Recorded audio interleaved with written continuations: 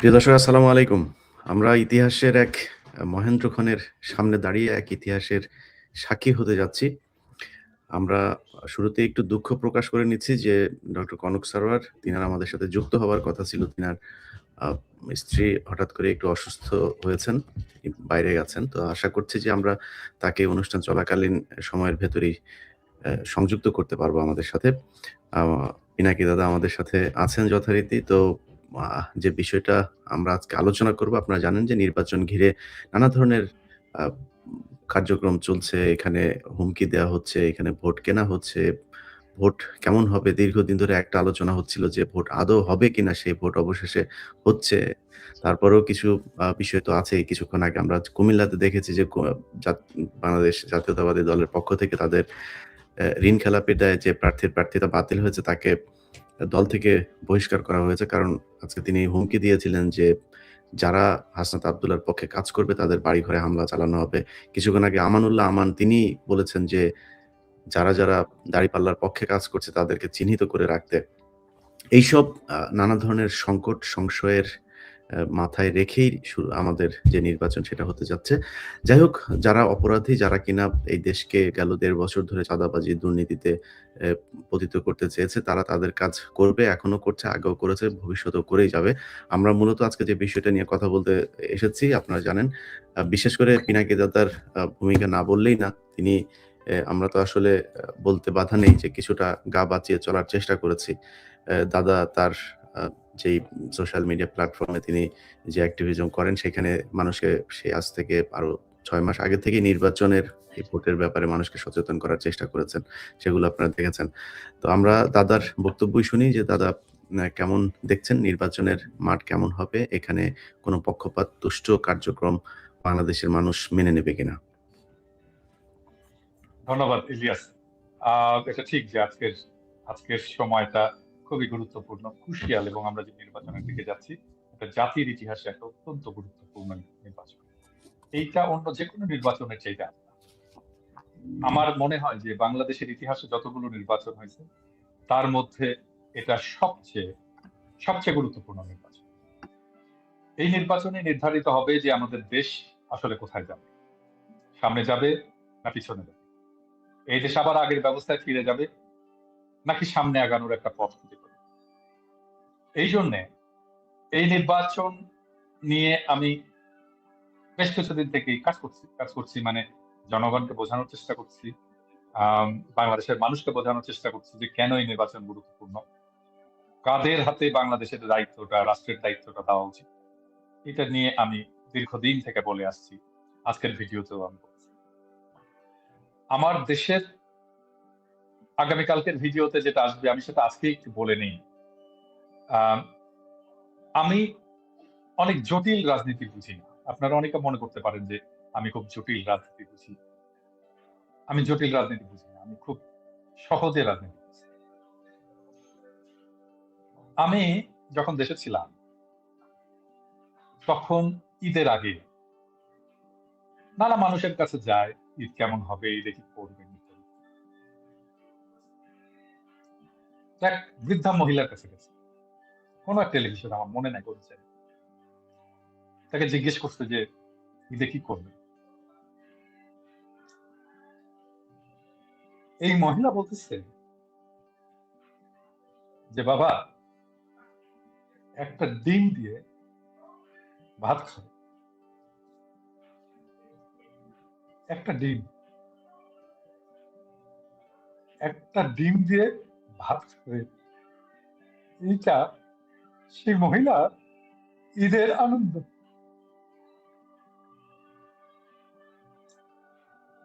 আমরা ৫৫ বছরে একটা বালের দেশ বানাইছি। কেন? হাসিনার আমলে লুটপাট হয়েছে $২৩৪ বিলিয়ন। আমি জানি না $২৩৪ বিলিয়ন বলতে আপনারা বুঝতে পারতেছেন কিনা এটা কত টাকা। বাংলাদেশের মতো ৪টা দেশকে ১ বছর খাওয়ানো যায় $২৩৪ বিলিয়ন দিয়ে। এটা কি শুধু হাসিনার ১৫ বছরের লুটপাট? এর আগে সবাই লুটপাট করছে, সবাই। মুজিব করছে, এরশাদ করছে, এমনকি জিয়ার আমলে লুটপাট হয়েছে। খালেদা জিয়ার আমলে লুটপাট হয়েছে, হাসিনার আমলে তো হয়েছে, কম হয়েছে হয়তো আগের সময়, হাসিনার আমলে হয়তো বেশি হয়েছে, কিন্তু লুটপাট থামে। এখন আমাদের দেশে যদি এই $234 বিলিয়ন থাকতো, আমাদের দেশ গরিব থাকে? আমরা তো গরিব না, আমাদেরকে গরিব বানায় রাখা হয়েছে। আমাদের দেশের সমস্যা তো অনেক কিছু, একটাই সমস্যা, করাপশন, দুর্নীতি। বাংলাদেশে যারা রাজনীতি করে সব কয়টা বদমাইশ, যারা ক্ষমতায় আসছে সব কয়টা বদমাইশ, চোর বাটপার, চোর বাটপারের রাজনীতি আসে। এখন বলতে পারেন তাহলে কি জামাত এবং এনসিপি তারাও চোর বাটপার?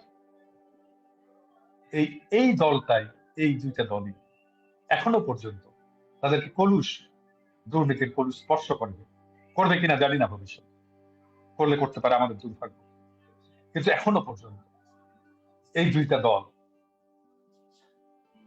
যারা কখনো দুর্নীতি করে, আমি মনে করি বাংলাদেশকে যদি বাঁচাইতে হয়, এই দুই দলের হাতে রাষ্ট্র ক্ষমতা দেওয়া ছাড়া আমাদের হাতে আর কোনো অপশন নেই। বাংলাদেশের মানুষকে যদি বাঁচাইতে হয়, যদি বাংলাদেশ থেকে দুর্নীতির মূলোৎপাটন করতে হয়, যদি বাংলাদেশ থেকে দারিদ্র দূর করতে হয়, বাংলাদেশের দারিদ্র দূর করার জন্য কিচ্ছু লাগবে না, কোনো প্ল্যান লাগবে না, কিচ্ছু না, নাথিং, কিচ্ছু না, শুধু চুরি থাকা, আর কিছু না, শুধু চুরি থাকা। বাংলাদেশের সম্পদ যেন চুরি করে বাইরে নিয়ে যেতে না পারে, তাহলেই বাংলাদেশের উন্নতি হবে। ছোট্ট জিনিস, আর এর জন্য কি দরকার? আমার এমন একটা রাষ্ট্র দরকার যে রাষ্ট্রের দুর্নীতি আমরা একেবারে দূর করে দিতে পারবো, তা বলছি। দুর্নীতি কম, অনেক কম, সহনীয় মাত্রা। 234 বিলিয়ন লুট হয়ে যায়, আর এটা একটা কার? টাকাটা তো সাধারণ মানুষের। মনে করো এটা রাষ্ট্রের টাকা না, এটা রাষ্ট্রের তো কোনো টাকা নাই, নিয়ে রাষ্ট্রের টাকা পায়।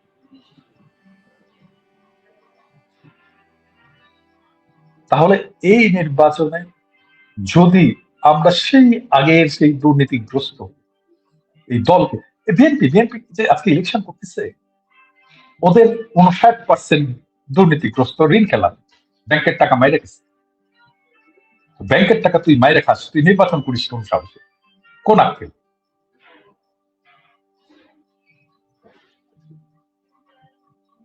বাংলাদেশে তো আসলে এখন হাসিনা চলে যাওয়ার পরে বাংলাদেশে এখন খাওয়ার কোনো জায়গা, ও যে লুটপাট করবে, লুটপাটের জায়গাই নাই বাংলাদেশের অবস্থা। এখন বাংলাদেশে এমন একটা রাষ্ট্র দরকার, এমন একটা সরকার, এমন একটা শাসন দরকার, যেই শাসনে, যে মন্ত্রীদের, যে সরকারে কাউকে 1 পয়সা ঘুষ দেওয়া যাবে না, এইরকম একটা শাসন দরকার। তাহলে বাংলাদেশ বাঁচবে। আমাদেরকে বাংলাদেশকে বাঁচাইতে হবে, এটাই একমাত্র সুযোগ। আমি জানি না বাংলাদেশের তরুণ সম্প্রদায়, তাদের কাছে হয়তো আরো সুযোগ আসতে পারে ইতিহাসে, কিন্তু আমাদের প্রজন্মের জন্য আর কোনো সুযোগ নেই, এটাই লাস্ট চান্স। এবং আমাদেরকে এই সুযোগে বাংলাদেশকে বাঁচাইতে হবে। এই ভোট বাংলাদেশকে বাঁচানোর লড়াই, এই ভোট বাংলাদেশকে বাঁচানোর ভোট। এবং আমরা চাই, আমার বিশ্বাস বাংলাদেশের মানুষ এবার নেতৃত্ব চিনতে ভুল করবে না।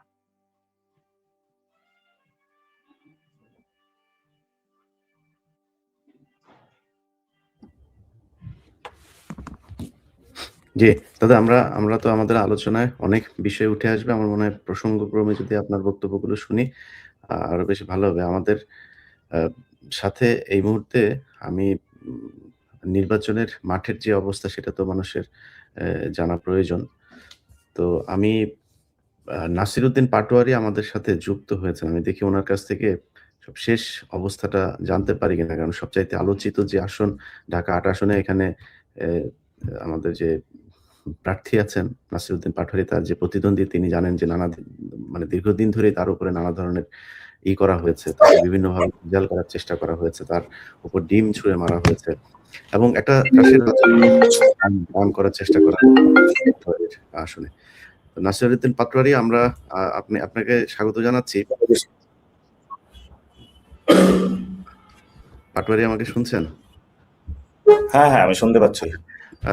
নাসিরুদ্দিন পাটোয়ারি, আমরা আপনাকে সবচাইতে বেশি বোধহয় আমরা গণমাধ্যমে দেখে থাকি। আপনার যে আসন সেখানে আপনার উপরে বেশ কয়েকবার হামলা হয়েছে। আপনি সবসময় খুব সহজ সরল ভাবে খুবই সাধারণ একটা নিয়ে আপনি সেগুলোকে মোকাবেলা করে যাচ্ছেন।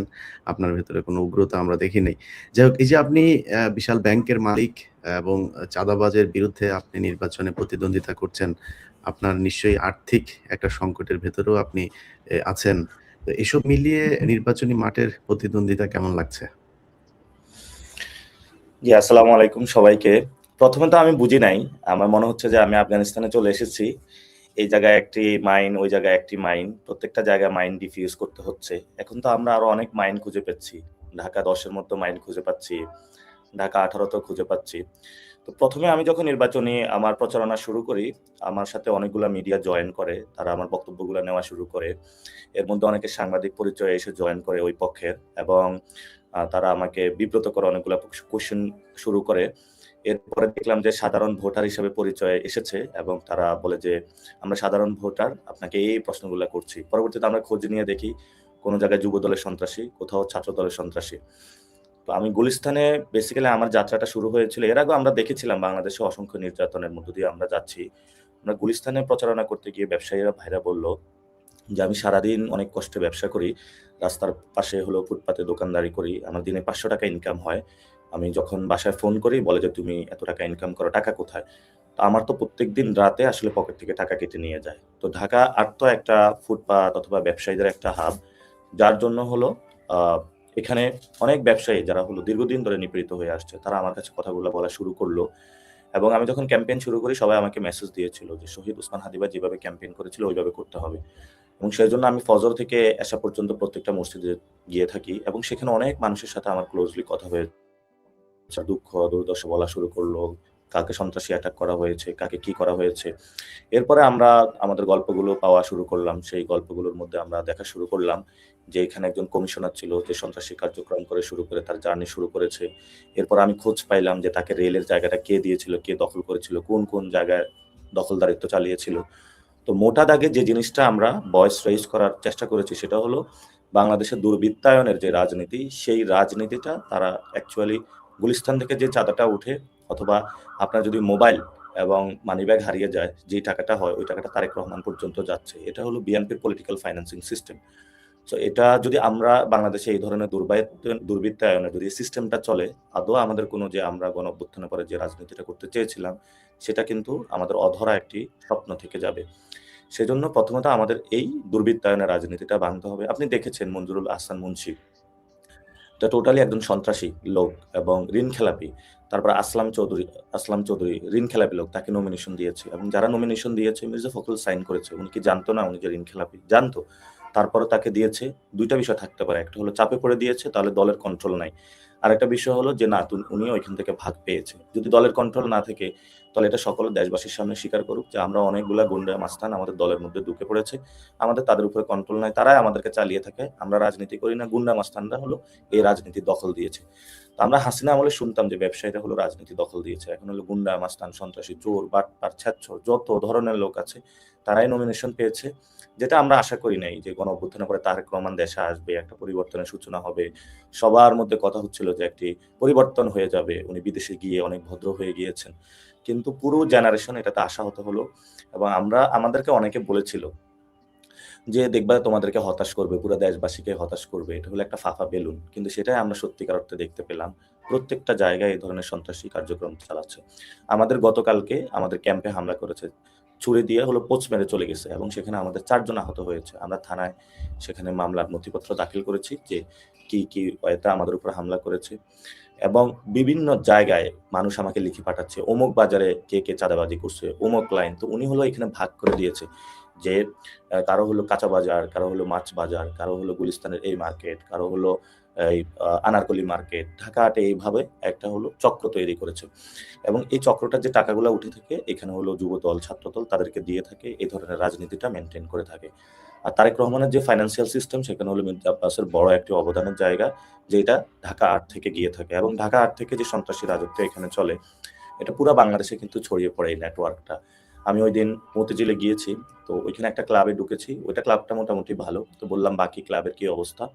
বলল যে যেখানে শিক্ষা অথবা মানুষ স্পোর্টস একটু আড্ডা দিবে, সোশ্যাল কানেক্টিভিটি, সেখানে হলো জুয়া ব্যবসা করে এবং এই জুয়ার ব্যবসা দিয়ে কিছু সন্ত্রাসী পালে। এই সন্ত্রাসীদের দিয়ে কখনো যদি কোথাও প্রবলেম হয় তাদেরকে ডাক দেয়, এই আমাকে বাঁচাতে হবে, এবং তারা এসে মানুষের মধ্যে একটা আতঙ্ক ছড়িয়ে দেয়, সন্ত্রাসী কার্যক্রম করে। এভাবেই হলো ঢাকা আটকে একটা সন্ত্রাসের রাজত্ব বানানো হয়েছে, এবং নট অনলি ঢাকা আট, পুরো বাংলাদেশকে এই ধরনের সন্ত্রাসী রাজত্বের জায়গা বানানো হয়েছে। আপনি দেখেছেন যে আমাদের যে বাংলাদেশ ব্যাংক, দল বল নিয়ে সদল বলে সবাই ঢুকে পড়েছে বাংলাদেশ ব্যাংকের ভিতরে। তো এটা আসলে বাংলাদেশে সম্ভব, এটা অন্য। আগে দেখেছিলাম যে ইন্ডিয়া বাংলাদেশ থেকে রিজার্ভ চুরি করে নিয়ে যায়, এখন হলো এখানে দল বল নিয়ে উইদাউট, আপনি ঠিক আছে আপনি আইটি সেক্টর দিয়ে সিস্টেম করলেন, কিন্তু যে অফিসার আছে সে তো পাসওয়ার্ড জানে, তার মাথায় গিয়ে ব্যাংকের মধ্যে পিস্তল ঠেকালেন, তাহলে তো সে পাসওয়ার্ড দিতে বাধ্য হবে। তো এটা তো আসলে কোনো দেশ না, এমন দেশ তো আসলে আমরা চাই না। মুক্তিযুদ্ধে যে সাম্য, মানবিক মর্যাদা, ন্যায় বিচার, এবং ৯০-এর যে ডেমোক্রেটিক একটি বাংলাদেশ, আর ২৪-এর যে বৈষম্য বিরোধী একটি বাংলাদেশ, সর্বমিলিয়ে আমরা একটি মর্যাদাকর বাংলাদেশ চেয়েছিলাম। সেই আশাটা আমাদের আর আসলে এদের দ্বারা হবে না বলে আমরা মনে করি।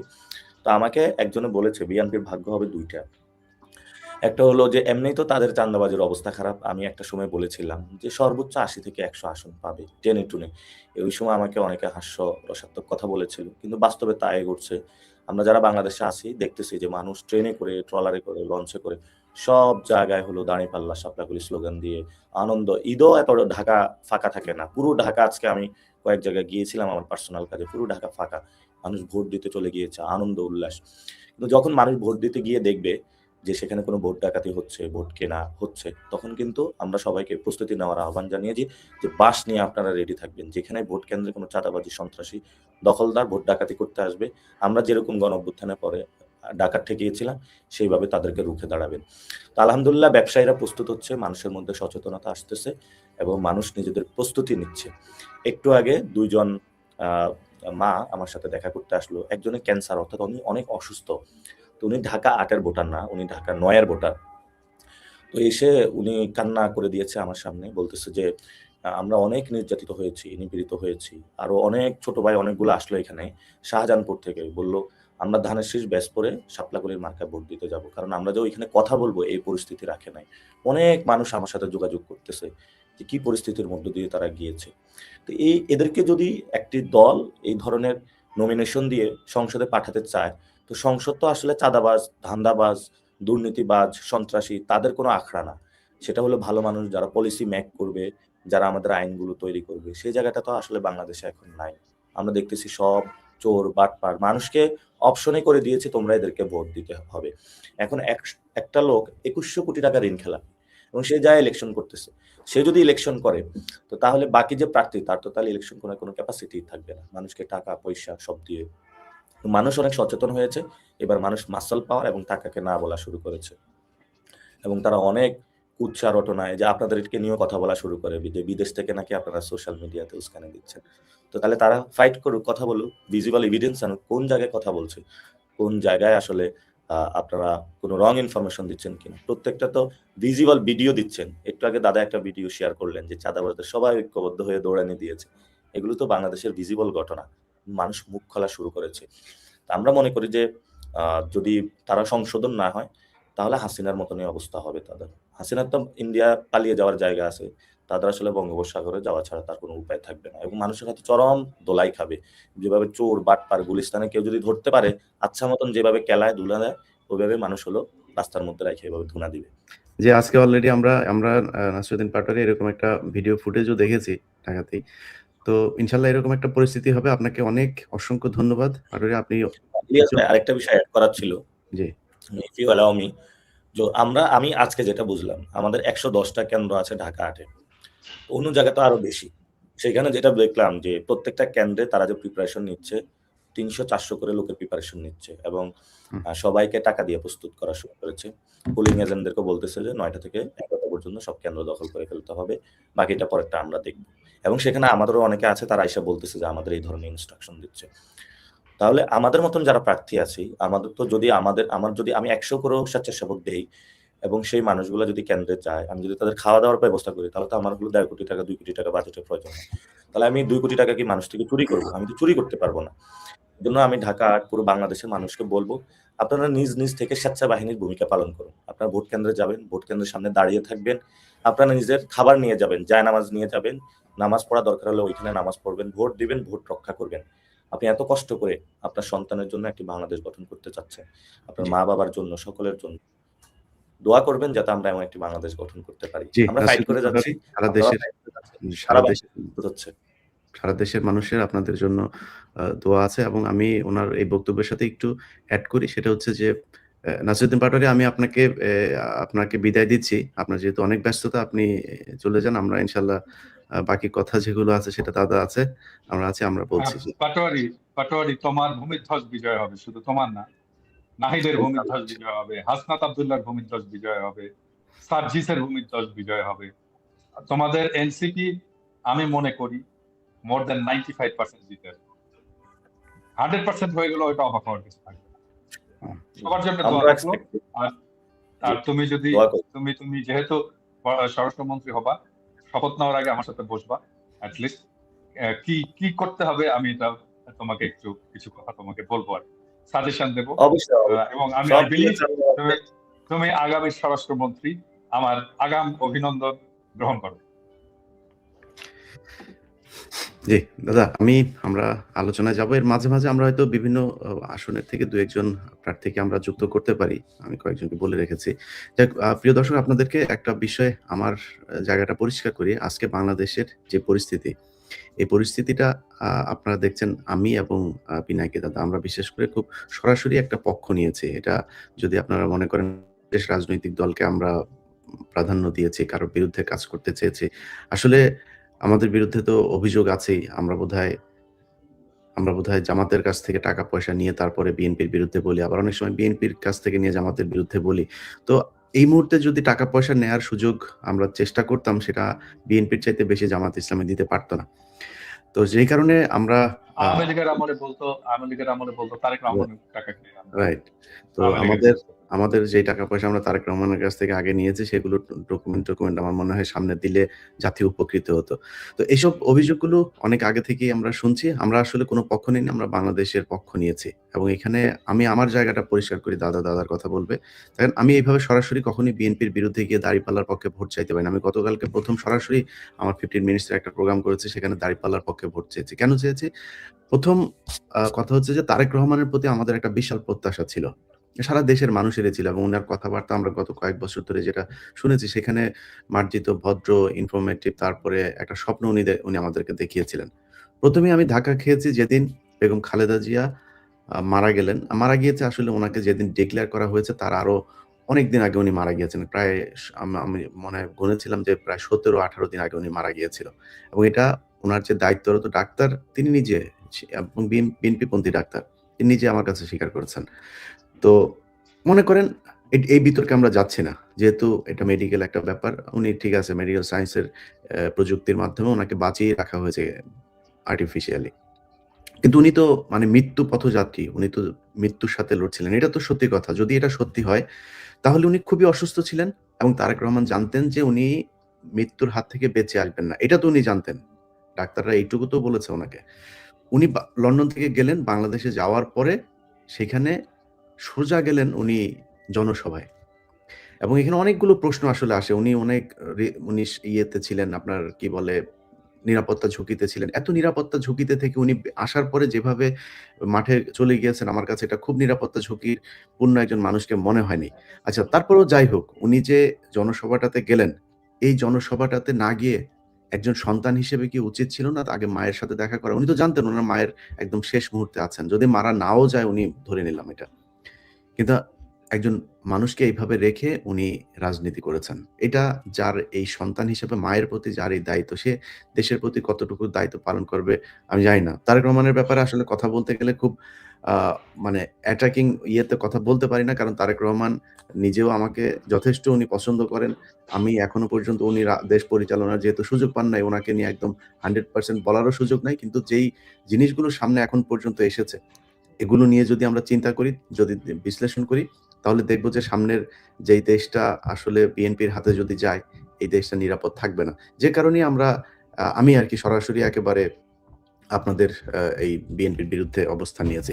এবং বাংলাদেশের মানুষকে যে বিষয়টা বলতে চাই, অনেক মানুষ সারাদিন ফেসবুকে, তারপরে ইমেইল, নানানভাবে বিভিন্ন মানুষকে দিয়ে এর জমির সমস্যা, ওর জমি দখল করে নিয়ে গেছে, আর বাড়ি করতে গিয়েছে, সে বাড়ি করতে যাওয়ার পরে রড নিতে হবে, সিমেন্ট নিতে হবে, বালু নিতে হবে, না হলে মারধর। হঠাৎ করে রাতের বেলা এসে জমি দখল করে। এই গত ঈদের দিন গরু কিনেছে, সে কুরবানিটাও দিতে পারে নাই। সকালবেলা তার বাড়ি দখল। মিরপুরের মতো জায়গায়। তো এই যে পরিস্থিতিগুলো, আপনি একটা অফিসে গেলে আপনাকে ঘুষ দিতে হয়। আপনি একটা পাসপোর্ট করবেন, ঘুষ দিতে হয়। আপনি থানায় যাবেন পুলিশের কাছে। আমি বাংলাদেশের মানুষকে অন্তত আশ্বস্ত করছি, এখানে লুকোচুরির কিছু না। একটা পক্ষ তো নিয়েছি, যেই পক্ষ নিয়েছি সেই পক্ষের কাছে আপনাদের এই দাবি, এই সমস্যার যদি সমাধান করতে না পারি, সেদিন আবার সেখান থেকে বের হয়ে আসবো।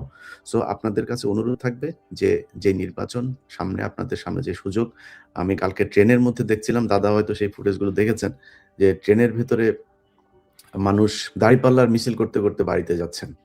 এই যে এক বিপ্লব, এই বিপ্লবের সামনে আমরা দাঁড়িয়ে আছি এবং আমার বিশ্বাস বাংলাদেশের মানুষ সত্য ন্যায়ের পক্ষে, সৎ শাসকদের পক্ষে রায় দেবেন এবং চাঁদাবাজদের বিরুদ্ধে তাদের অবস্থান নেবেন। দাদা, আমি আপনার কাছে দ্বিতীয় যে প্রশ্নটা করতে চাই সেটা হচ্ছে যে, আপনি দীর্ঘদিন ধরে বিএনপির সাথে আপনার অবশ্যই একটা খুব ভালো সম্পর্ক ছিল। আপনার সাথেও নিশ্চয়ই তারেক রহমানের সরাসরি কথা হয়েছে। আপনি হঠাৎ করে এই বিএনপি থেকে এত 180 ডিগ্রি সরে আসলেন কেন? প্রথম বিষয়টা হচ্ছে যে বিএনপির সাথে আমার যে রাজনীতির অ্যালাইনমেন্ট সেটা না থাকা, মানে যে কোনো সম্পর্কই তো পলিটিক্যাল অ্যালাইনমেন্ট সম্পর্ক। আমি যে রাজনীতিতে চাই, আমি যে বাংলাদেশ দেখতে চাই, আর বিএনপি যে বাংলাদেশ দেখতে চাই, এই দুটার মধ্যে তফাৎ। বিএনপির মূল সমস্যাটা যেটা হয়েছে, আমার সাথে তারেক রহমানের অ্যাট লেংথ আলাপ হয়েছে, দীর্ঘ সময় ধরে আলাপ হয়েছে। লাস্ট যে আলাপটা, মানে যেখানে আমাদের বিচ্ছেদটা হলো আর কি। আমি তারেক রহমানকে কয়েকটা সাজেশন দিচ্ছিলাম ওই মিটিং এ। এবং আমার সাজেশনটা যদি উনি শুনতেন, তাহলে প্রবাবলি বিএনপির আজকের এই অবস্থাটা হবে।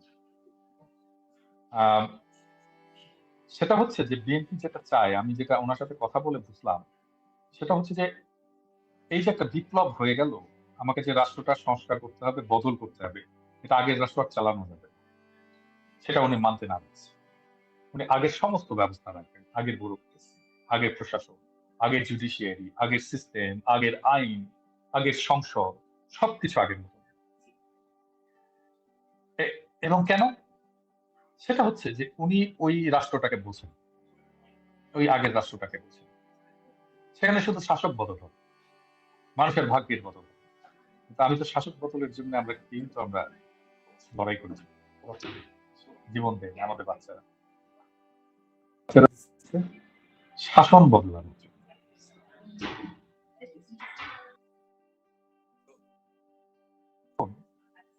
আমি বুঝে গেলাম যে উনি এটা করবেন না, তখন তো তার সাথে থাকার আর কোনো উপায় নেই। আমি তো রাষ্ট্রকে বদল করতে চাই, আমি তো নতুন একটা রাষ্ট্র চাই, আমি তো সিস্টেমটা বদল করতে চাই, আমি তো নতুন একটা সিস্টেম চাই, আমি তো আবার সেই একই জিনিস, একই দুর্নীতি, একই প্রশাসন, একই পুলিশ, একই নিপীড়ন, একই গুম খুন, ওটা তো আমি চাই না। তাহলে ওইটা বদলের জন্য ওনার চিন্তা কি? ওনার কোনো চিন্তা নেই। আমি এবার বলি ওনাকে আমি আসলে কি কি সাজেশন দিয়েছিলাম। প্রথম সাজেশনটা ছিল যে দেখেন, আপনি 4 দলকে রিভাইভ করেন, 4 দলকে রিভাইভ করেন, ডাকেন সবাইকে, দেখে আপনি আপনি আপনি জাতির বিবেক হন। ক্ষমতায় যাওয়ার দরকার নেই, আপনি ক্ষমতার উপরে চলে যান। আপনি 4 দলকে ডেকে তাকে রিভাইভ করে আপনি বলেন যে আপনারাই চালান, আমার দল আপনাদেরকে সমর্থন দেবে, আমি আপনাদেরকে সাপোর্ট করব, দেশ আপনারা চান, আমরা একসাথে দেশ চালাই। আমাকে সামনে নিতে হবে না, আমি পিছনে থাকি, আমি পিছনে থেকে আপনাদেরকে সাপোর্ট। এই কথাটা যে লিডার বলবে, তাকে ছাড়বে? তার অনুসারী না ছাড়বে? আমি তো আমার লিডারশিপটাকে এস্টাবলিশ করতে পারি। আমি আর একটা সাজেশন দিয়েছিলাম ছাত্র দলকে ডিসলভ করে বৈষম্য বিরোধী ছাত্র আন্দোলনে যুক্ত হওয়ার জন্য। কারণ ছাত্র দলে কোনো রিক্রুটমেন্ট নাই, ফ্রেশ ব্লাড নাই, এই সংগঠন তো চলবে না, এই সংগঠন থাকবেও না। তাহলে আমাকে ছাত্রদলকে রিভাইভ করার জন্য কি করতে হবে? আমি বলছিলাম যে আপনাদের সবাই ছাত্রদল সবাইকে বৈষম্য বিরোধী ছাত্র আন্দোলনে যোগ দিতে হবে। গণসংগঠন হলো বৈষম্য বিরোধী ছাত্র আন্দোলন, আপনারই গণসংগঠন হলো, যারা ছাত্রদল করতে আসে, বিএনপি যারা করতে আসে, বিএনপি মনা যারা, তারা ছাত্রদল করবে, বৈষম্য বিরোধী ছাত্র আন্দোলন। সেখানে আপনার দলের লোকের, ছাত্র দলের একটা বেটার কন্ট্রোল থাকবে। আর আপনিও ওখান থেকে রিক্রুট করতে পারেন আপনার লোকদের, বিএনপির লোকদেরকে আপনি ওখান থেকে রিক্রুট করতে পারেন। তাহলে একটা স্ট্রং ছাত্র শিবিরের পাশাপাশি আর একটা স্ট্রং ছাত্র সংগঠন আমরা পেতাম। মানে সেটাও শুনলেন না। মানে বিষয়টা হচ্ছে একটা নির্বাচন দিতে হবে এবং নির্বাচনের পরে আমরা ক্ষমতায় যাবো। That's it. তাহলে এত এত এত 24 হলো কেন? জুলাই বিপ্লব হলো কেন? এত বাচ্চার রক্ত দিল। মানে এখন বিএনপির প্রোগ্রাম গুলো দেখেন, কোথাও ওই বিপ্লব আছে? এই কার্ড দিব, ওই কার্ড দিব, সেই কার্ড দিব, কার্ডের পরে কার্ড। তো তার সাথে তো পলিটিক্যাল অ্যালাইনমেন্ট করার কোনো জায়গা নেই, কোনো জায়গা নেই। এবং তারপর থেকে আমি তখনই বুঝে গেছি যে এই দল আসলে ক্ষমতা আসতে পারবে না। কারণটা হচ্ছে যে বিপ্লবের পরে তো একটা দেশের মানুষের জনমানুষ চেঞ্জ হয়ে যায়, মানুষের চিন্তা চেঞ্জ হয়ে যায়, মানুষের ভাবনা চেঞ্জ হয়ে যায়, অ্যাসপিরেশন চেঞ্জ হয়ে যায়, আকাঙ্ক্ষা চেঞ্জ হয়ে যায়, স্বপ্ন চেঞ্জ হয়ে যায় একটা বিপ্লবের পর। ওইটাকে বিএনপি আর ধারণ করতে পারবে না, পারেও নি, পারলেও না। এবং সেটা আগামী 12 তারিখে বোঝা যাবে যে বিএনপি নিজেকে মনে করতেছে 200-র বেশি আসনে জিততে, হ্যাঁ, কুজার চিত হয়ে শোয়ার সব, ভূমিধ্বস পরাজয় হবে, এমন এমন পরাজয় হবে যেটা তারা কল্পনাও করেন, এমনকি আমরাও কল্পনা করতে পারতেছি না পরাজয়। এই পরাজয়ের মুখে দাঁড়িয়েছে। আমি আগের প্রসঙ্গটায় আসি। মানে আমি প্রত্যেককে চিন্তা করতে বলবো যে ধরেন আপনি তারেক রহমান এবং খোদা না করুক আপনার মা এরকম একটা অবস্থায় একটা হসপিটালে, এভারকেয়ার হসপিটালে এইভাবে অচেতন অবস্থায় আইসিইউ আছে, আপনি কি করতেন? লন্ডন থেকে ফিরলেন, কি করতেন? নেক্সট কাজটা কি হতো বলেন, নিজে চিন্তা করুন। আমার কথা ভাবতে হবে না, আমার কোনো সাজেশন শোনা হবে না। আমার মা হলে আমি নামার পরে ওইখান থেকে হেলিকপ্টার নিয়ে এভারকেয়ারে যেতাম। এভারকেয়ারে কিন্তু হেলিকপ্টার ল্যান্ড করার ছাদের উপরে একটা জায়গা আছে, গোল জায়গা, দেখেন ওটা কিন্তু হেলিকপ্টার ল্যান্ড করার জন্য তৈরি করা হয়েছে। এভারকেয়ারেই ল্যান্ড করে হেলিকপ্টার। আমি ওখানে নেমে ইমিগ্রেশন শেষ করে আমি এভারকেয়ারে যে ল্যান্ড করতাম, আমি মাকে দেখতাম, আমার মায়ের সাথে দেখা হয়ে যেত। তারপরে আমি হেলিকপ্টারে করেই এসে আমার ইয়ের জায়গাতে নামতাম, জনসভার জায়গাতে নামতাম, জনসভা করতাম। আমি একজন পলিটিক্যাল লিডার, মানুষজন আমাকে দেখতে চায়, কথা শুনতে চায়, আমি আপনার নাম কথা বলতাম। কোনো সময়ের কোনো সমস্যা হতো না, তাড়াতাড়ি হতো, এটা অনেক তাড়াতাড়ি হতো, এফিসিয়েন্ট হতো। কিন্তু সেটা তো করবে না। কি করা হলো? স্পেকটাকল, প্রচুর আর্মি, হাজার হাজার আর্মি তাকে পাহারা দিয়ে নিয়ে যাচ্ছে। ওরে বাপ রে বাপ। এরকম সিকিউরিটি ট্রাম্পও পায়, দুনিয়ার কোনো মানুষ পায় না। দেখাইতে হইল যে আমি একজন বিশাল কিছু তালে বসে গেছি বাংলাদেশকে রক্ষা করার জন্য। দাদা হ্যাঁ, দাদা আমরা ফাঁকে একটু আমাদের সাথে কয়েকজন প্রার্থী যুক্ত আছেন, হ্যাঁ, ওনাদের কাছ থেকে 1 মিনিট 2 মিনিট করে একটু বক্তব্য নিয়ে নিই, ওনারা যেহেতু ব্যস্ত আছেন একটু ছেড়ে দিই। হ্যাঁ, আচ্ছা আচ্ছা, ইলিয়াস, আমি হয়তো আর একটা প্রশ্নের জন্য থাকতে পারবো, তুমি তো জানো যে আমার আমি এখানে একটা কাজের মধ্যে আছি। হ্যাঁ, না ঠিক আছে, আমি ওনাদেরকে একটু করে আমরা শর্টই ছেড়ে দিব। তুমি নাও, আমাদের সাথে আমরা ব্যারিস্টার আরমান ভাই যুক্ত হয়েছেন। মিস্টার আরমান ভাই, জি আরমান ভাই, আপনার এখানে কি অবস্থা? নানান ধরনের চাপগুলো ছিল, সেগুলো কতটা কাটিয়ে উঠেছেন? আলহামদুলিল্লাহ, মানুষের ভিতরে আমরা ব্যাপক সাড়া লক্ষ্য করছি, এবং যদি তারা শুধু নিরাপদে ঘর থেকে বেরিয়ে ভোট দিয়ে নিরাপদে ঘরে আসতে পারে এবং যেই মার্কা তারা ভোট দিয়েছে সেই মার্কা যদি কাউন্ট হয়, তাহলে তো আমরা একটি গণবিপ্লব আশা করছি। কিন্তু আমরা প্রশাসনের ভিতরে ব্যাপক পক্ষপাতিত্ব দেখতে পাচ্ছি। আজকে আমার একটি বড় কেন্দ্রে যেখানে 26,000 ভোট, সেখানে ইলেকশন কমিশন সিসিটিভি ক্যামেরা লাগিয়ে গিয়েছে। আজকে সিটি কর্পোরেশনের লোক সেটা খুলে ফেলার চেষ্টা করেছে। আমার লোকজন নিয়ে সেখানে তাদের সাথে মানে বাধা দিয়েছি। প্লাস আমি যখন সহকারী রিটার্নিং অফিসারকে ফোন করলাম, তারা বললো যে আমরা এখান থেকে খুলে যেখানে প্রয়োজন সেখানে নিয়ে যাবো। আমি কোথায় সেটা আমার পরে জানাবো, কোনো মতো সদুত্তর দিতে পারিনি। পরে আমি সাথে সাথে জুডিশিয়াল ম্যাজিস্ট্রেট, সাংবাদিক সব জায়গায় যখন করলাম, লোকজন জড়ো হয়ে গেল, তখন তারা না খুলে চলে গেছে। কেমন করে একজন মানে একটি সরকারি পোলিং স্টেশনের ভিতরে ঢুকে সিটি কর্পোরেশনের লোক ইলেকশন কমিশনের লাগানো সিসিটিভি ক্যামেরা খুলে নেওয়ার উদ্যোগ গ্রহণ করতে পারে, এটাই তো আমার বুঝে আসে না। আমি যখন সবাইকে ইনফর্ম করলাম, এখন পর্যন্ত কারোর বিরুদ্ধে কোনো ব্যবস্থা নেওয়া হয় নাই। শুধু জুডিশিয়াল ম্যাজিস্ট্রেট একজন হিন্দু মহিলা আছেন, উনি খুব সাহসিকতার ভূমিকা রেখেছেন। উনি বলেছেন যে একবার লাগানো হয়েছে, এখন সর্বোচ্চ জায়গা থেকে এটা খোলা যাবে না। আমি শুধু একটা উদাহরণ দিলাম, আমার 173টা কেন্দ্র রয়েছে, আমার ওই কেন্দ্রের আশেপাশে লোক ছিল বলে তারা খেয়াল করেছে।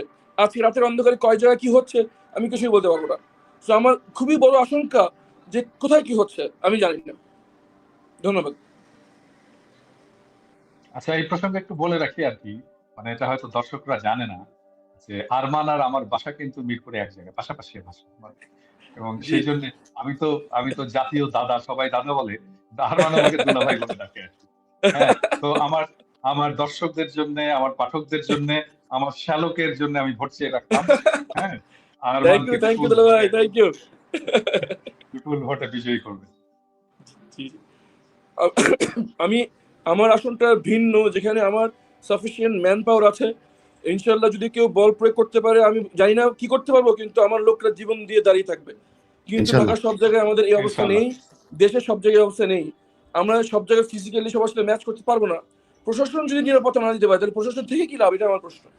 সো আমি জানি না, আমি আল্লাহর প্রতি তাওয়াক্কুল করে মাঠে আছি, আল্লাহ ভালো জানেন। ধন্যবাদ। ইনশাল্লাহ। জি, আরমান ভাই ধন্যবাদ আপনাকে যুক্ত হওয়ার জন্য। আমাদের সাথে আরো ২ জন মানুষ আছে, আমরা ছোট করে শুনে আসবো। আ আ জনাব মাওলানা ফজলুল করিম আছেন। ভোলা ২ আসনে খুবই স্পর্শকাতর একটা জায়গা থেকে তিনি যুক্ত হয়েছেন। সেখানে আ খুবই একটা খারাপ অবস্থার ভেতরে যাচ্ছে। কারণ গডফাদার মাফিয়া হাফিজ ইব্রাহিম সেই আসনে তিনি আসলে সরি, আমাকে একটু প্রতিদ্বন্দ্বিতা করছেন। করা যায়, আমি আবার কিছু একটা মিটিং এর মধ্যে ছিলাম, আমাকে যদি জি, জি, প্লিজ। তো আমরা এই আ আ মজলুম, তিনারা ফজলুল করিম, তিনি একজন মজলুম একজন মানুষ। তিনি এখনো সেই একই অবস্থায় আছেন। তার যে নেতাকর্মী তাদেরকে নানাভাবে হুমকি দেওয়া হচ্ছে, তাদেরকে মারধর করা হচ্ছে। আমার গতকালের 15 মিনিটস অনুষ্ঠানটা ওই হাফিজ ইব্রাহিমের যে অত্যাচারের শিকার সেই এলাকার মানুষের কিছু বক্তব্য সেখানে প্রচার করা হয়েছে। জনাব মাওলানা ফজলুল করিম, আপনার ওইখানে সর্বশেষ অবস্থাটা আমাদেরকে একটু ১ মিনিটে একটু বলবেন। সর্বশেষ আসসালামু আলাইকুম। সর্বশেষ পরিস্থিতি হচ্ছে এই যে সর্বসাকুল্যে এ পর্যন্ত ৩৫টা স্পটে আমাদের নেতা কর্মীদেরকে আহত করা হয়েছে। তাদের আমরা হাসপাতালে ভর্তি করাইছি। এই ব্যাপারে একাত্র করে আমরা জেলা প্রশাসক সহ রিটার্নিং কর্মকর্তা যিনি এবং অন্যান্য সহকারী রিটার্নিং কর্মকর্তা তাদের সেখানে এবং নৌকর্মীদের সব জায়গায় আমরা এগুলি পৌঁছাইছি। কিন্তু এগুলির কোনো সঠিক মানে তদারকি এবং নিরপেক্ষ কোনো ব্যবস্থা আমরা এখন পর্যন্ত দেখি নাই। ইতিমধ্যে গত রাতে আমাদের ফুতুবা ইউনিয়নের আমির মাওলানা নুরুল করিমের বাসায় ২ বার আমাদের নৌবাহিনী রেড দিয়েছে, কিছু পায়নি। সকালবেলা তার মা আবার দেখতে পেল তাদের পাশের জমিতে কিছু লোক একটা পড়ে আছে।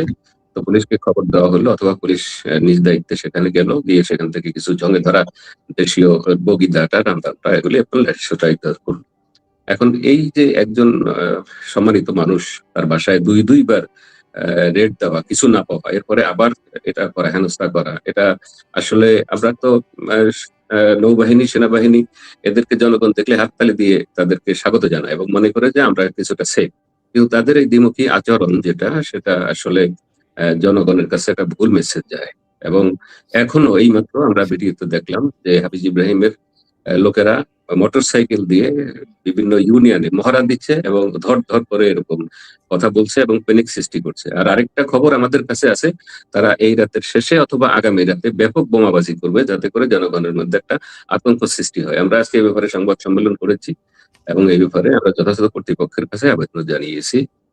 আর আপনি ভিডিওতে যে সমস্ত চিত্রগুলি তুলে এনেছেন তা আমার মনে হয় যে হয়তো ১০০ ভাগের ১০ ভাগও আপনি আনতে পারেন নাই, তবে যেটুকু আনছেন সেটুকু একেবারেই সত্য এলাকার লোকজনের কথা। আমরাও আলহামদুলিল্লাহ এতে যেটা বুঝতে পেরেছি যে আপনি সুদূর পূর্বাসে থেকে এইভাবে সত্য চিত্রটা তুলে এনেছেন, এই জন্য জনগণ আপনাকে ধন্যবাদ জানাচ্ছে, আমিও ধন্যবাদ জানাচ্ছি। এই হলো আমার কাছে জানা সর্বশেষ অবস্থা। জি, মাওলানা ফজলুল করিম, আপনি ব্যস্ত মানুষ। আপনি আপনার প্রচারণার কাজে চলে যেতে পারেন। জি, ধন্যবাদ। মাসুদ পারভেজ রাসেল ভাই, আমাদের শেষ এমপি প্রার্থী যিনি আছেন আমার নিজ জেলা চুয়াডাঙ্গার, তিনি আরেক মাফিয়ার কবলে পড়েছেন। সেখানে গোল্ড স্মাগলার আ যেই দিলীপ আগারওয়ালা, ডায়মন্ড ওয়ার্ল্ডের সেই দিলীপ আগারওয়ালার খুব ঘনিষ্ঠ বন্ধু এবং ব্যবসায়িক পার্টনার আ টরিকের ভাই হচ্ছে শরীফুজ্জামান শরীফ, আমাদের এখানের এমপি নির্বাচন করছেন। তিনি ধানের শীষ প্রার্থী। এই বিষয়টা আমি নিজে তারেক রহমানকেও জানিয়েছিলাম, তাদের দলের নীতি নির্ধারণী তাদেরকেও জানিয়েছি। তারা কেউ এটার ব্যাপারে কোনো ভ্রুক্ষেপ করে নাই। না করে সেখানে সেই সন্ত্রাসীকেই ধানের শীষ মার্কার মনোনয়ন দিয়েছে। যার ফলশ্রুতিতে দেশের এলাকার মানুষের ভেতরে যেই এ অবস্থাটা এখন তিনি আসলে কত ভোট পেয়ে হারবেন এটার সংখ্যাটা এখন যেটা দাদা বললেন যে অনুমান করা যাবে না। এখানে আমাদের সেটার একটা ফল আমরা দেখতে পারবো। রাসেল ভাই আপনাদের এইখানের অবস্থা কি? আচ্ছা, মাসুদ পারভেজ রাসেল হচ্ছে আমাদের চুয়াডাঙ্গা ১ আসনের এমপি প্রার্থী। উনি অ্যাডভোকেট, আইন পেশার সাথে জড়িত ছিলেন। রাসেল ভাই কি অবস্থা বলেন? সবশেষ মানুষকে জানানোর বলার মতো আগে কি আছে করি আপনার আমি কাছে? ইলিয়াস, আমাকে একটু যদি বিদায় দেওয়া যায় ভালো হতো। আপনি আপনি আপনি আপনি আরো ৫ মিনিট থাকতে হবে। দাঁড়ান উনার এটা শেষ করে আচ্ছা, তারপরে আপনি ঠিক আছে, ঠিক আছে, হুম। ঠিক আছে। জি, ধন্যবাদ আপনাকে এবং দাদাকে। সহ সবাই যারা দেখছেন সবাইকে সালাম, শুভেচ্ছা। আপনি যেমনটি বলছিলেন আমরা এখানে নির্বাচনের মাঠে আছি। এখনো পর্যন্ত আমাদের এখানে আমরা দেখেছি যে আমাদের বিভিন্ন কর্মীদেরকে ভোট চাওয়ার ক্ষেত্রে বাধা প্রতিবন্ধকতার শিকার হতে হয়েছে। বিশেষ করে মহিলা কর্মীদেরকে, যেটা নিয়ে কয়েকটা সংঘর্ষ হয়েছে। সেই সংঘর্ষে বেশ কিছু আমাদের কর্মীরা আহত হয়েছেন। তো সেগুলো নিয়ে আমরা অভিযোগ করেছি। পরে প্রশাসনের পক্ষ থেকে আমাদের সমন্বিত মিটিং হয়েছে। সেখানেও কেউ বাধা দিবেন না, কেউ কাউকে হুমকি দিবেন না। নিরাপদ পরিবেশে সবাই ভোট সেন্টারে যেতে পারবেন। এগুলো প্রশাসনের পক্ষ থেকে বলা হইল। বাস্তবিক অর্থে মাঠে ময়দানে আমরা খুব বেশি সেটা পর্যবেক্ষণ বা তার আমরা দেখতে পাচ্ছি না বাস্তব রূপ। তো এখন পর্যন্ত আমরা যতটুকু জানি যে আজকেও চুয়াডাঙ্গা শহরে আমাদের একটা পাড়াতে ২ জন মহিলা যারা আছেন তাদের হুমকি দেওয়া হয়েছে। তারা পোলিং এজেন্ট থাকার কারণে তাদেরকে দেখে নেওয়া হবে এবং বিচ্ছিরি ভাষায় তাদেরকে গালিগালাজ করা হয়েছে। সেটাও আমরা প্রশাসনকে জানিয়েছি। তারপরে আরো কয়েকটা পাড়াতে গিয়ে এরকম হুমকি দেওয়া হচ্ছে। তো রাসেল ভাই, আপনাদের সামগ্রিকভাবে এখানে সেনাবাহিনীর ভূমিকা যতটুকু জানতে পেরেছি যে তারা যথেষ্ট ভালো ভূমিকা পালন করছে। জি। পুলিশের অবস্থানটা কেমন? পুলিশ এখন অবশ্যই একটু অ্যাক্টিভ হয়েছেন মনে হচ্ছে। তারা তাদের জায়গা থেকে বললে তারা যাচ্ছেন। কিন্তু মানে কার্যকর ভূমিকা রাখার ক্ষেত্রে আমরা যেটা প্রশাসনকে জানিয়েছিলাম যে জনগণের মধ্যে একটা আছে, অস্বস্তি বা অনিশ্চয়তা কাজ করছে যে প্রকৃতপক্ষে তারা ভোট সেন্টারে যেতে পারবেন কিনা এবং প্রকৃতপক্ষে তাদের পছন্দের প্রার্থীকে ভোট দিতে পারবেন কিনা। এইটা নিয়ে কনফিউজড থাকার কারণে আমরা প্রশাসনকে একাধিকবার জানিয়েছি। লাস্ট 2 ডেজ আগে আমরা বসেছিলাম। সেখানেও আমরা বলেছি সকল প্রার্থীরাই যে সেখানে প্রশাসনের পক্ষ থেকে জনগণকে আশ্বস্ত করা হোক এবং তাদেরকে বিভিন্ন বাজার মহল্লায় গিয়ে তাদেরকে বলা হোক যে তারা নিরাপদে ভোট সেন্টারে যাবেন এবং নিরাপদে ভোট সেন্টার থেকে ফিরবেন।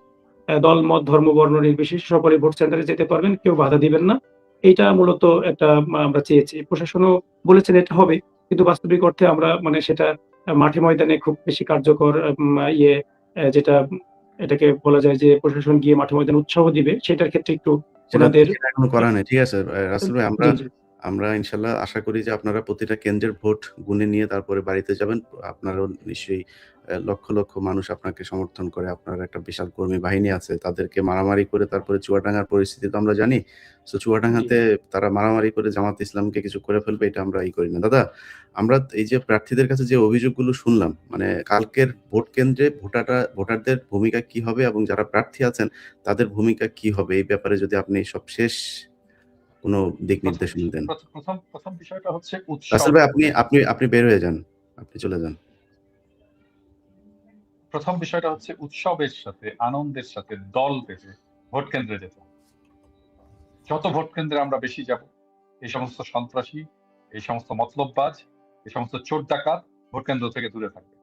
এবং সোফার আমরা যতটুকু দেখছি আইন শৃঙ্খলা রক্ষাকারী বাহিনীর কাজকর্ম, আইন শৃঙ্খলা রক্ষাকারী বাহিনী অত্যন্ত কঠোর থাকবে এই সমস্ত ভোট ডাকাত, চোর বদমাশ, গুন্ডা বদমাশ, সন্ত্রাসী এদের বিরুদ্ধে।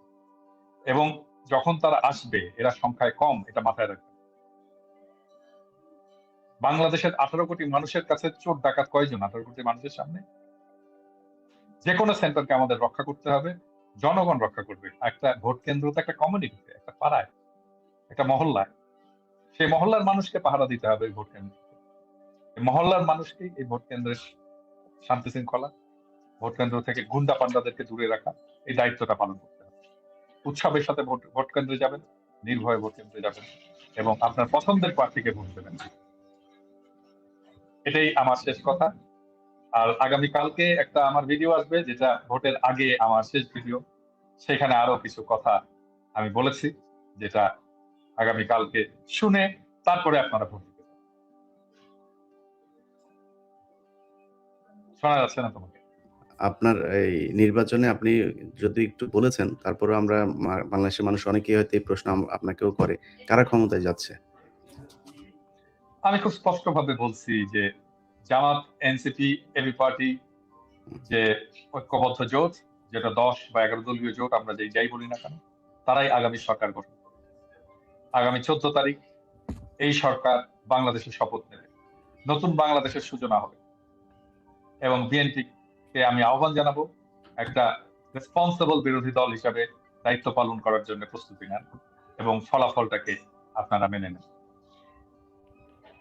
জি দাদা, আপনাকে ধন্যবাদ। আমরা আমাদের সাথে আরো বেশ কিছু সংসদ সদস্য ক্যান্ডিডেট যুক্ত হবেন, তো আমি তাদেরকে নিয়ে আমার লাইভটা আরো কিছুক্ষণ চালিয়ে যাব। আপনাকে ধন্যবাদ সবাইকে জানাচ্ছি। ধন্যবাদ, সবাইকে এবং ধন্যবাদ। নির্বাচনের আগাম নির্বাচনের জয়ের ঈদ মোবারক জানিয়ে রাখলাম। ঈদ মোবারক। ঈদ ইনশাআল্লাহ মোবারক। আমরা জয়ের পরে আরেকবার বাংলাদেশের নিশ্চয়ই, মানুষের সামনে অবশ্যই, হাজির হবো ইনশাআল্লাহ। অবশ্যই, ইনশাআল্লাহ। ধন্যবাদ। ইনকিলাব জিন্দাবাদ, আজাদি জিন্দাবাদ।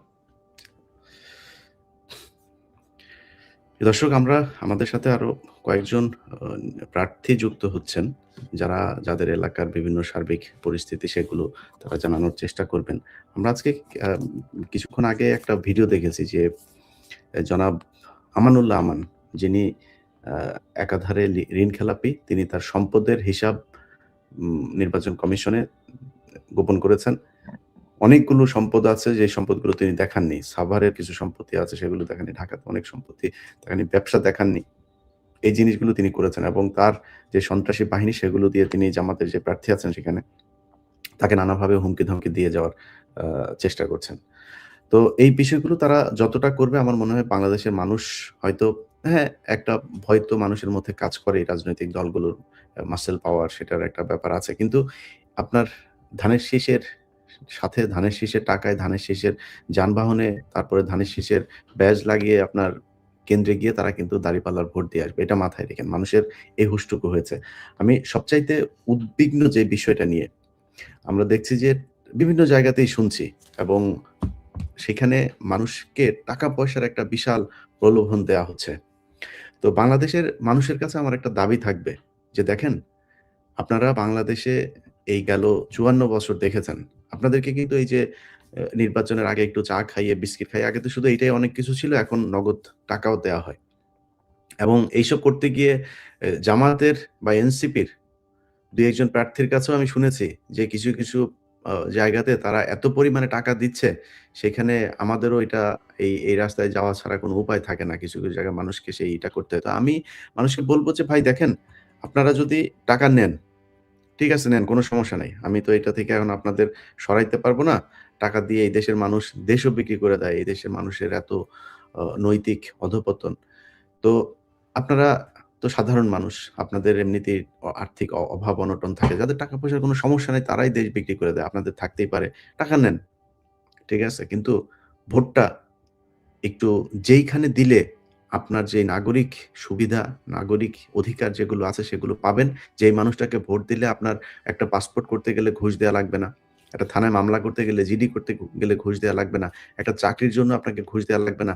একটা খারাপ মানুষকে আপনার এলাকায় কোনো সরকারি কোনো পদে বসাবে না। এই বিশ্বাসটা যাদের উপরে আছে তাদেরকে ভোটটা দিয়েন।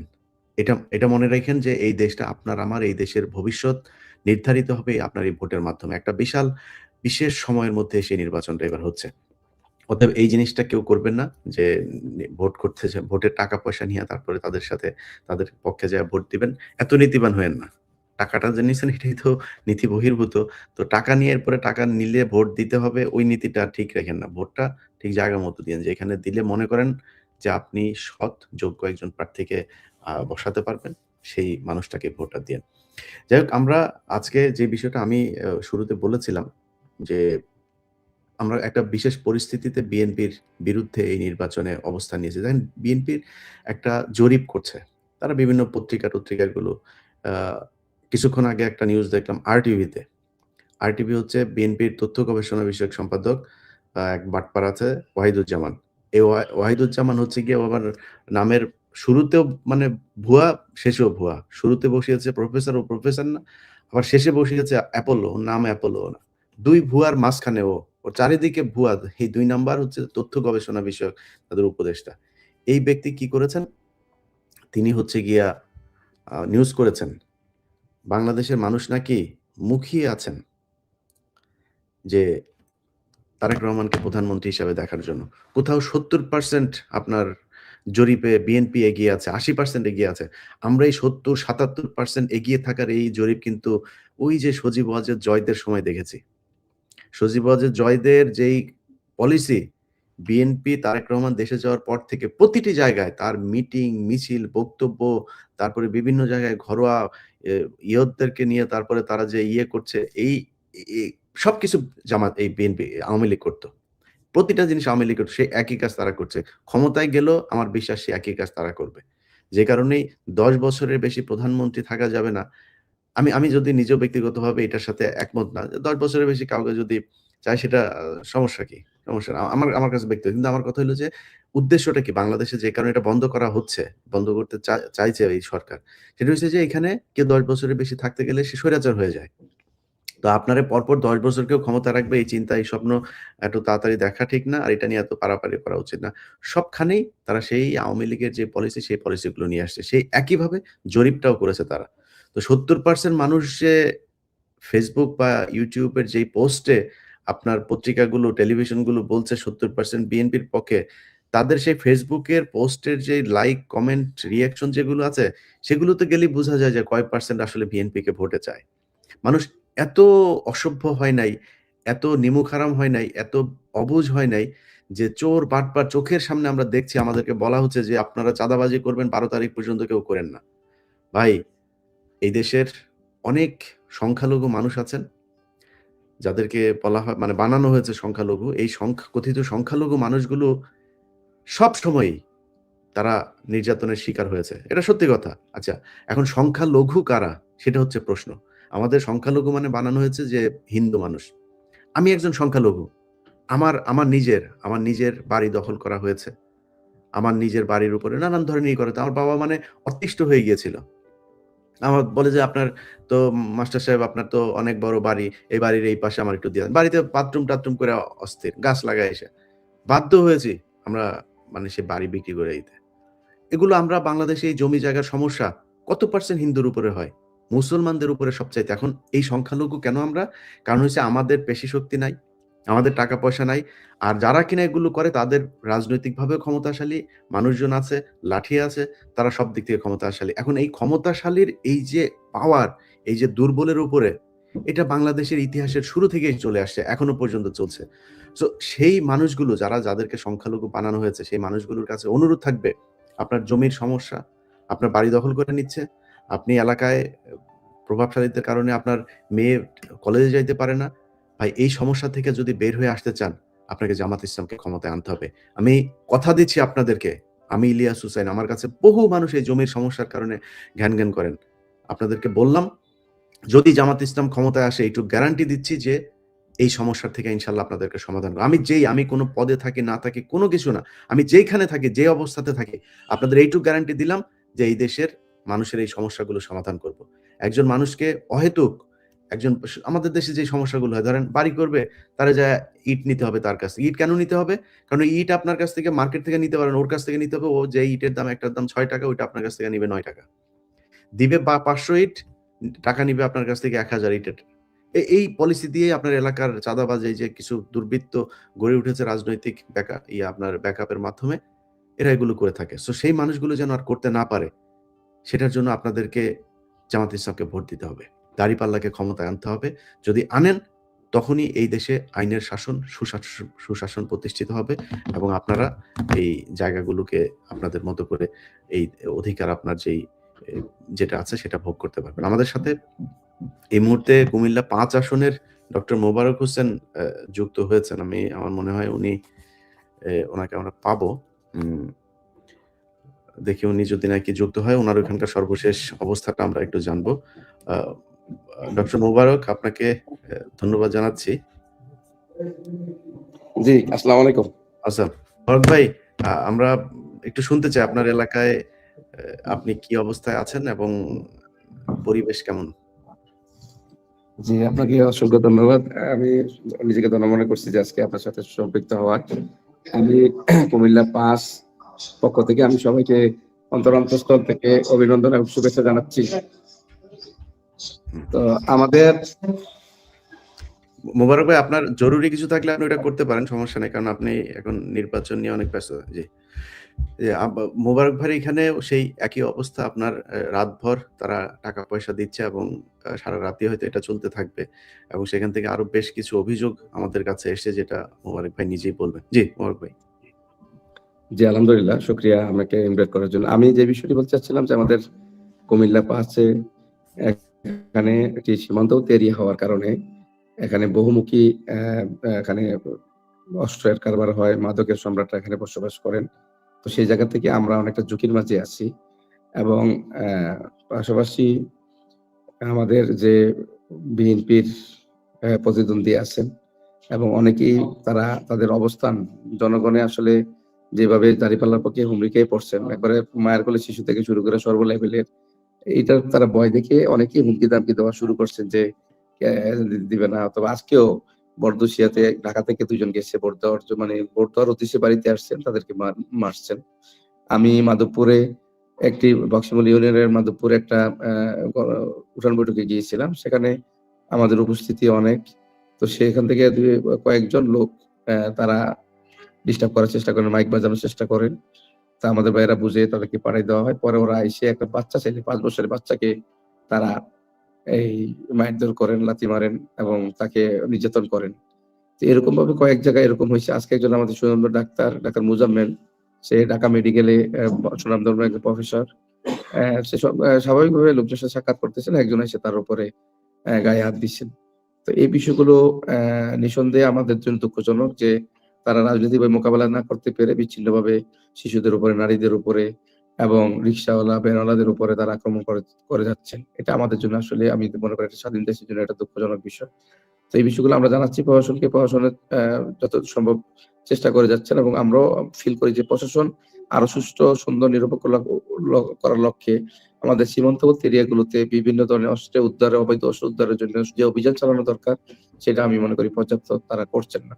তো সেই ক্ষেত্রে আমার মনে হয় লেভেল প্লেইং এর ক্ষেত্রে এখানে একটা প্রশ্ন থেকে যায় এবং মাদকের সম্রাট হিসেবে যারা আছেন তারা সবাই এখন এক হয়ে প্রতিদ্বন্দ্বী প্রার্থীর সাথে কাজ করে যাচ্ছে। এটা কিন্তু জনগণ সবাই জানে এবং প্রকাশ্যে সবাই সবগুলো বিষয় মানুষের কাছে কিন্তু একবারে দিনের মতো ক্লিয়ার এবং অনেকগুলো রিপোর্ট আপনার যেহেতু আন্তর্জাতিকভাবে সব বিষয়গুলো আপনার নলেজে আছে, সবগুলো রিপোর্ট আপনার কাছে আছে।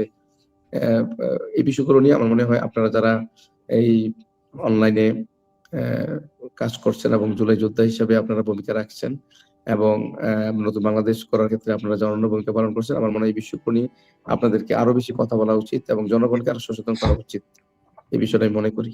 জি, মোবারক ভাই, আপনার অনেক মূল্যবান সময় আপনার দেওয়ার জন্য ধন্যবাদ। না, আমি শুকরিয়া, ভালো লাগছে আজকে শুকরিয়া আপনার সাথে সরাসরি কথা বলার সুযোগ জি। পেয়েছি।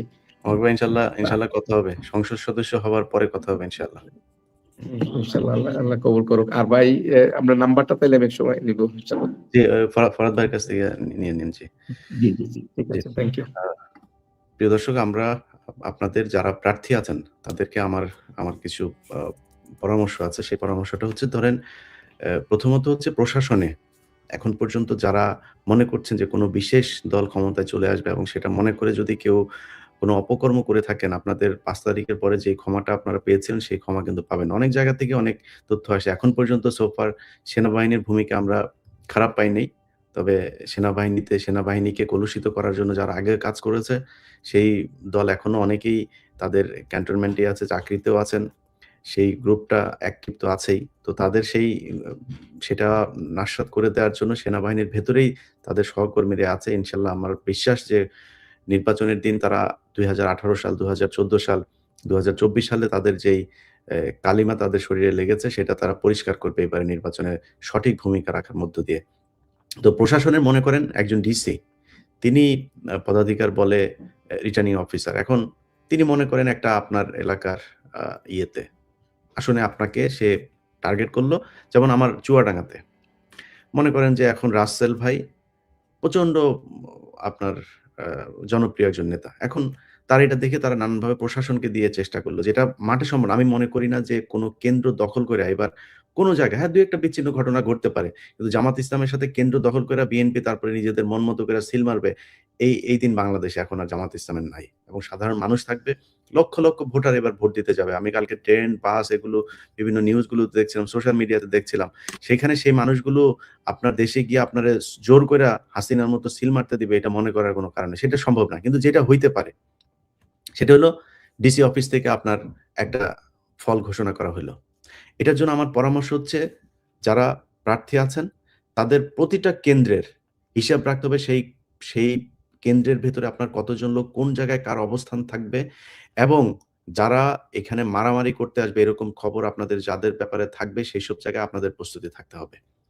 আচ্ছা এখন কেন্দ্রগুলোতে যেটা হবে মনে করেন রাত ৪টার সময় মনে করেন বা ৫টার সময় নির্বাচন শেষ হইলো। আপনার ভোট গণনা শুরু হলো ধরেন ৮টা থেকে। আপনি ১২টা, ১টা পর্যন্ত আপনি ৩টা পর্যন্ত ভোট গণনার সময় লাগলো। কোনো সমস্যা নেই। কিন্তু ভোট গণনা করার পরে ওই কেন্দ্র থেকে আপনাকে রেজাল্ট নিতে হবে। এবং ওই রেজাল্ট যখন ঘোষণা হবে এটা আপনারা ভিডিও করবেন। প্রতিটা মানুষ আপনাদের সাথে আ আ মোবারক ভাই আমার মনে হয় আপনি বের হয়ে যেতে পারেন। আপনি কাজ করেন। তো আমার হচ্ছে যে যারা এই নির্বাচনগুলোতে আ মা ইয়ে কেন্দ্রগুলোতে থাকবেন সবার কাছে ক্যামেরা থাকবে। চাইলে আপনারা বডি ক্যামেরা রাখতে পারেন, চাইলে মোবাইল রাখতে পারেন। বাট আপনার কাছে ক্যামেরা থাকতে হবে। যেখানে যেটা ঘটবে সাথে, সাথে আপনাদেরকে সেটার ব্যাপারে পদক্ষেপ নিতে হবে। আমি আমার এই লাইভের মাধ্যমে যারা দেখছেন তাদেরকে বলি আমার একটা ইমেইল অ্যাড্রেস আছে 15minutesbd@gmail.com 15 আমি একদম স্পেল করি যাতে আপনাদের সুবিধা হয় 15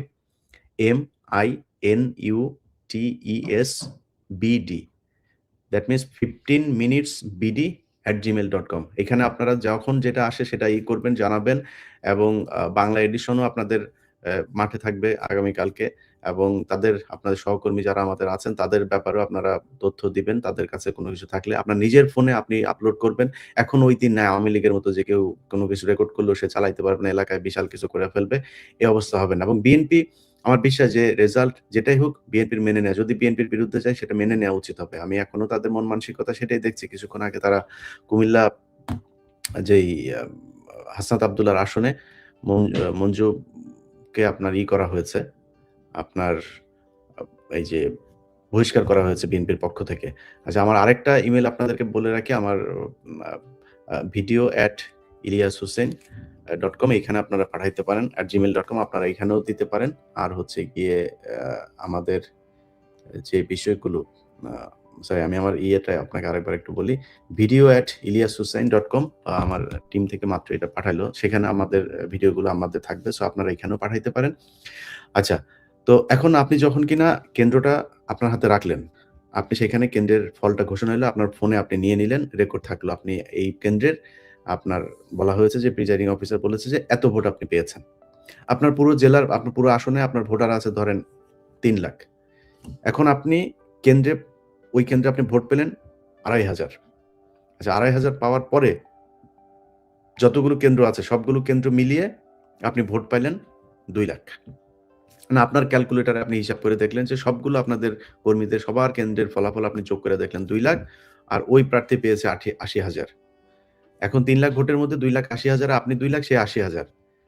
এবার নির্বাচন কমিশনার অফিসে যাওয়ার পরে অর্থাৎ যিনি ডিসির অফিসে যখন আপনার ফলাফল ঘোষণা হবে ডিসি বলল আপনি ভোট পেয়েছেন ১,১০,০০০ আপনার অপোনেন্ট পেয়েছে হচ্ছে ১,২৫,০০০। এখন আপনি তো সবগুলো আসনের এগুলো যোগ করে রেখেছেন। সেটা নিয়ে যদি পরবর্তীতে মামলাও হয়, তদন্ত হয়, আপনি আপনার এগুলো সব দেখাইতে পারবেন। সো প্রতিটা কেন্দ্রে নির্বাচন হবে, প্রতিটা কেন্দ্রে প্রতিটা ভোট আপনি ঠিক জায়গায় পড়ছে কিনা, মানে সে তার মন মতো দিতে পারছে কিনা, তার সেটা চিন্তা করে কেউ তাকে জোর করে কোনো ভোট ব্যালটে তাকে সিল দেওয়া আছে কিনা, তার ভোটটা অন্য কেউ দিয়ে দিচ্ছে কিনা, এগুলো ঠিক রাখতে হবে প্রতিটা ভোটে আর প্রতিটা কেন্দ্রের হিসাব আপনাদেরকে নিতে হবে। এটা আপনাদের মাথায় রাখতে হবে। সো আমার মনে হয় যদি সেটা করা হয় কোন জায়গায় একটা জায়গাতেও তারা এই চুরি বাটপারি করে তারপরে জিতে আসবে, যা মনে চায় তাই করবে এটা আমার মনে হয় না করতে পারবে। এটা আপনাদেরকে আমি বলে রাখলাম। আর হচ্ছে গিয়ে সেনাবাহিনীর যে বিষয়টা, সেনাবাহিনীর ভাই দেখেন আপনারা এই দেশের প্রাণ, এই দেশের সার্বভৌমত্ব, এই দেশের সিকিউরিটি এগুলোর জন্য আপনাদের বাইরে আমাদের আর কোনো শক্তি নাই যারা এই দেশটাকে রক্ষা করতে পারবে। অনেক দুর্নাম, অনেক বদনাম, অনেক অপকর্ম আপনারা করেছেন। এই অপকর্মগুলো থেকে আপনারা আহ, এই ইয়ে করলে যদি নাকি মনে করেন যে বের হয়ে আসতে চান, তাহলে আপনাদেরকে বাংলাদেশের মানুষের পক্ষে কাজ করতে হবে। বাংলাদেশের মানুষ যা চায়, বাংলাদেশের মানুষ যাকে ভোট দিতে চায়, যাকে নির্বাচিত করতে চায়, সেই রেজাল্ট বের করে আনার জন্য আপনার যে ভূমিকা, সেই ভূমিকা আপনি পালন করবেন, এটা আমি প্রত্যাশা করি। আমাদের সাথে ডক্টর মোহাম্মদ আবুল আহাদ আছেন। আব্দুল আহাদ ভাই, আপনি আমাদের খুব পরিচিত মুখ। আব্দুল আহাদ ভাই, তিনি আপনারা জানেন যে ওসমান হাদি তার চিকিৎসার সাথেও তিনি খুব সরাসরি সম্পৃক্ত ছিলেন। বৈষম্য বিরোধী আন্দোলনেও তিনার যে ভূমিকা, এটা অসীম। স্বৈরাচার বিরোধী আন্দোলনের শুরু থেকে শেষ পর্যন্ত তিনি ছিলেন, এখনো আছেন। তিনি নির্বাচনে পদপ্রার্থী হয়ে জামাতের জোটের সাথে আছেন। আহাদ ভাই, আপনার মার্কা তো শাপলাকলি, তাই না? জি জি, শাপলাকলি। জি, আপনার আসনের নামটাম বলেন কি অবস্থা আপনার এলাকায়? জি, আসসালামু আলাইকুম। আমি দিনাজপুর ৫ আসন থেকে আসন নাম্বার ১০ লড়ছি। জামাত এনসিপি জোটের এনসিপির প্রার্থী হয়ে শাপলাকলি মার্কায়। আমার এখানে আমি যখন আপনার সাথে কথা বলছিলাম, আমাকে যখন লিঙ্ক পাঠানো হচ্ছিল, তখনই আমার এখানে আওয়ামী লীগের একজন আজকে সন্ধ্যার পরে টাকা দিয়ে ধানের শীষের পক্ষে ভোট চাচ্ছিল। তো ঠিক ওই সময়ে আমাদের ছাত্র শিবিরের আমাদের ইউনিয়নের সভাপতি, সাবেক সভাপতি, এখন জামাত ইসলামের আমার কেন্দ্রের এজেন্ট হিসেবে আছেন, সে ভিডিও করছিল এবং এই ভিডিও করার দেখে তারা বুঝতে পারে যে সে ভিডিও করে। পরবর্তীতে তাকে ফোন করে অন্য একটা নাম্বার থেকে তাকে আরেকটা বাসায় নিয়ে যাওয়া হয়। তো সে অন্য নাম্বার থেকে যেহেতু ফোন করা হয়েছে, সে বুঝতে পারে নাই। তার বাসায় গেলে তাকে বেধড়ক মারধর করা হয় এবং এটা 10 মিনিট আগের ঘটনা। আমরা প্রশাসনকে জানিয়েছি। আমি প্রশাসন, এসপি, সার্কেল সবাইকে জানিয়েছি ব্যাপারটা। আমরা কনসার্ন যে আমার এখানে আমার আসনে আওয়ামী লীগের যারা ছিল আগে, বিভিন্ন অপরাধের সাথে যুক্ত মামলা হয়েছিল। জুলাই আগস্ট মাসে অভ্যুত্থানের সময় আমাদের যারা অভ্যুত্থানের শক্তি ছিল তাদেরকে মারধর করেছে। তারাই আবার ফিরে এসে একটা নির্দিষ্ট দলের হয়ে ভোট চাচ্ছে। এই ব্যাপারটা খুবই অ্যালার্মিং। আসলে দেশের যখন আমরা একটা ক্রান্তিকাল পার করছি, একটা স্টেবল ফেজে, ইলেকশন পরবর্তী সময়গুলোতে আমরা আসলে কাজ করার চেষ্টা করছি, কিভাবে স্টেবল করে একটা নির্বাচিত সরকারের হাতে ক্ষমতাটা দেওয়া যায়। ঠিক একই সময় এসে আমার কাছে মনে হচ্ছে যে একটা ষড়যন্ত্র চলছে। তো আমরা খুবই কনসার্ন এবং আমরা আরো আমার আসনের যেটা ব্যাপারে আমরা দেখছি যে আমাদের যারা জোটের বিভিন্ন নেতাকর্মী আছে, আমাদের নারীরা যারা আছে, তাদেরকে বিভিন্ন নাম্বার থেকে ফোন দিয়ে হুমকি দেওয়া হচ্ছে। ইভেন এটাও বলা হচ্ছে যে আপনাদের পিঠের চামড়া তুলে নেওয়া হবে। এটা আসলে নির্বাচনের আচরণবিধি লঙ্ঘন এবং আমাদের যারা বিপক্ষ শক্তি তারা এগুলো করছে। এবং আমার ব্যানার বিভিন্ন জায়গায় ছিঁড়ে ফেলা হয়েছে, বিলবোর্ড ছিঁড়ে ফেলা হয়েছে, বিলবোর্ড ভেঙে দেওয়া হয়েছে, আমার ব্যানার পুড়ে দেওয়া হয়েছে।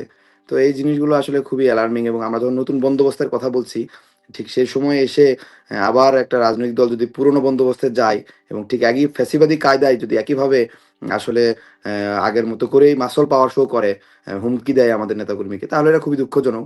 আমরা আহ্বান জানাচ্ছি যে তারা যাতে সংযত হয় এবং তাদের যে হায়ার অথরিটি আছে তাদেরকে ইনফর্ম করতে চায় যে আপনারা রুট লেভেলে যদি নেতাদের কন্ট্রোল না করতে পারেন, তাহলে আরও বিশৃঙ্খলা বাড়বে এবং নির্বাচনে ভোট কেন্দ্রে ভোট দখলের যে একটা পায়তারা চলছে, আমাদেরকে বলা হচ্ছে যে আপনারা ভোট কেন্দ্রে, আমরা সবাইকে বলছি যে ভোট কেন্দ্রে তাড়াতাড়ি আসবেন, সকাল সকাল ভোট দেবেন এবং ভোট কেন্দ্র পাহারা দিবেন। তো তাদের নেতা কর্মীদের কাছ থেকে শোনা যাচ্ছে তারা ভোট কেন্দ্র, এবং একটু আগে আমার কাছে একটা নিউজ এসেছে, কতটুকু সত্য জানি না, যে ভোট আগের দিন রাতের বেলায় ব্যালট পেপারে 500 করে ভোট ব্যালট পেপার ঢুকানো হবে, এরকম একটা নিউজ। যদিও উড়ো নিউজ মনে হচ্ছে, বাট এই ব্যাপারে আমরা সজাগ দৃষ্টি রাখবো এবং প্রশাসনকেও বলবো যে আপনারাও এই ব্যাপারগুলো আমলে নেবেন। আহাদ ভাই, আপনারা নির্বাচন শুরুর আগে আপনারা ব্যালট বাক্স চেক করে নেবেন। নির্বাচনের পরে ব্যালট বাক্স যেটা ভরে যাবে, সেটা যেখানে দিচ্ছেন সেখানে আপনাদের লোক থাকবে। প্রতিটা জায়গায় আপনাদের লোক থাকতে হবে। কেন্দ্র থেকে রেজাল্ট নিয়ে তারপরে বের হবেন।